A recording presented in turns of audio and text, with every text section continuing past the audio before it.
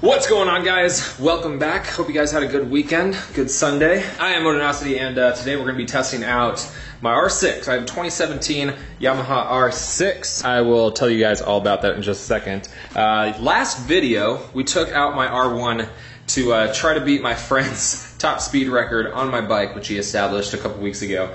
And in the process, we maxed the bike out, redline in 6th gear. Speaking of which, I know some of you guys said that if I did a few different things, I probably could have squeezed out a few more miles per hour.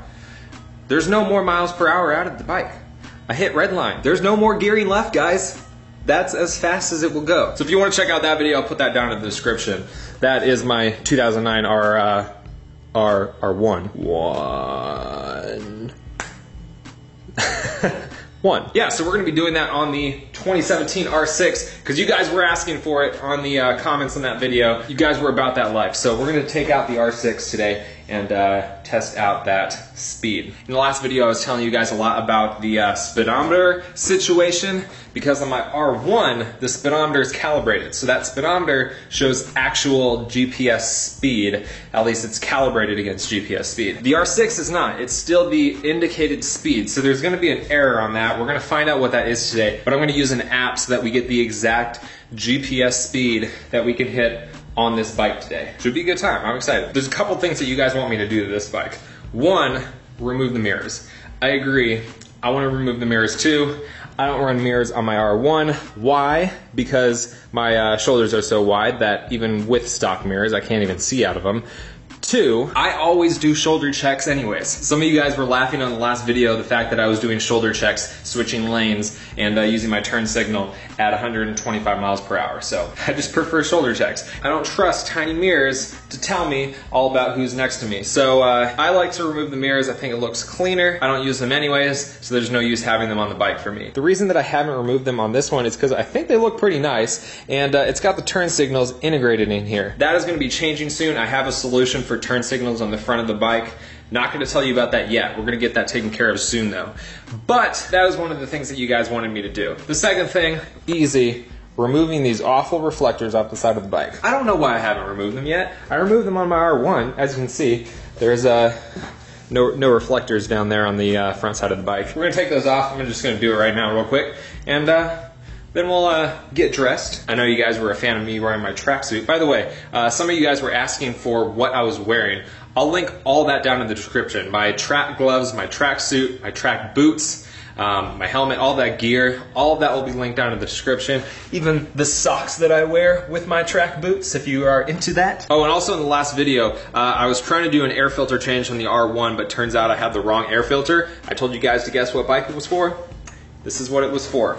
A WR250. If you're a subscriber to the channel, you know that I used to have a WR250. This is a YA3586, YA for Yamaha, and if you look that up, you'll find that it's a WR250 air filter. I imagine back when I actually bought that air filter, I was searching for the codes for both the WR and the R1, and for whatever reason I ordered the WR one instead of the R1 one. Now I don't have a WR, so, but anyways, we're gonna take off those reflectors, get on my tracksuit, head down to Mexico, and do some speed runs.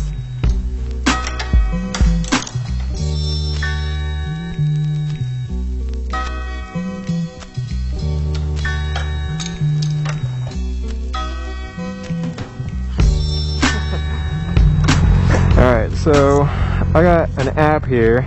The app is called DigiHud, and I use it on my Ruckus. But I'm using it now because, as I mentioned, the stock speedometer is not accurate. It's not updating. We might have to use a different app. I don't know why it's not working right now. Okay, now it's updating. I am going to have this thing running, and we'll see just what the error is with the stock speedometer. Only problem is that the R6 is really short, and so when I'm in full tuck, my chin actually hits this a little bit, but we'll see what we can do.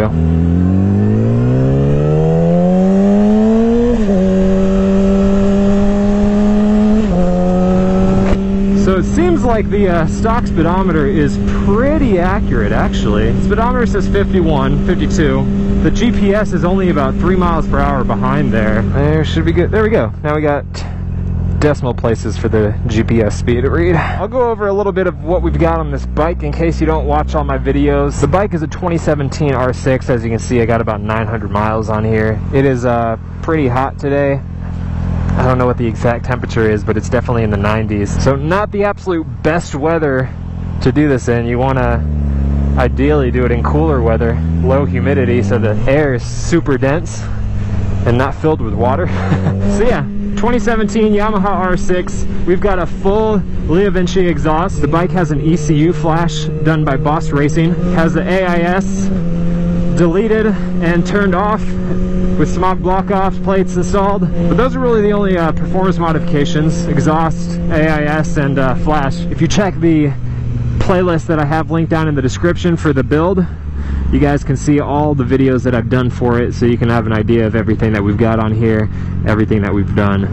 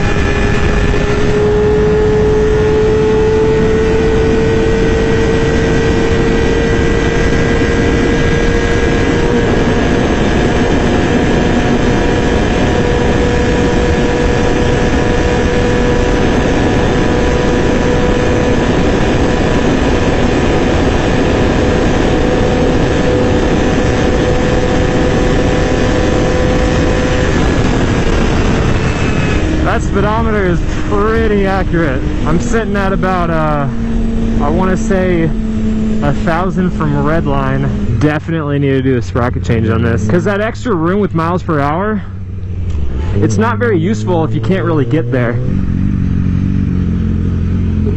I was gonna get gas, or at least just a little bit. They don't have premium. I'm gonna fold in these mirrors. I just think I need a longer road.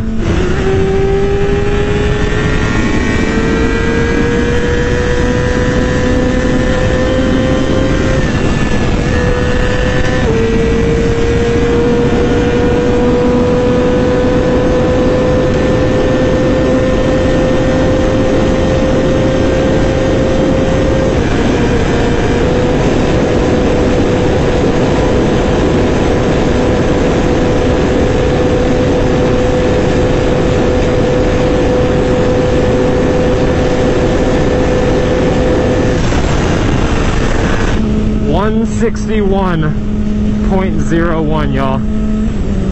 That's as fast as this thing is gonna go, I think. I was sitting on a downhill for a while, and it could barely squeeze another ½ mile per hour out of that. I think I got to 16, which means I had about 500 RPMs to go. At most, that's like 5 miles per hour. It's nothing to shake a stick at, but I don't think that you can get any more out of that. I like the fact that I wasn't able to get it, because that makes me actually want to do the sprocket change. I was really happy with the acceleration and top speed balance that I thought this had, but the fact that it can't really get those last few miles per hour, I can swap the front sprocket, like go down a tooth maybe. I know a lot of people like to go one down in the front, two up in the rear, but I like more of the balance of just going one down on the front sprocket. I think that's going to be a good balance, because that's at least going to let it get to whatever its top speed is, and it's gonna get there quicker. I'm happy with that, guys. What do you think of that? I'm curious if someone else with a 2017 R6, maybe a different exhaust setup, or maybe a lighter rider. I'm around 200 to 205, but I'll see you guys at home. Alright, so I didn't record anything when I got back home because Abby's parents got into town, so we're just hanging out with them. Abby and I, though, got to go on our first date since Aylin was born. But we did it. We went and saw It. If you have not seen the movie, you need to go see it.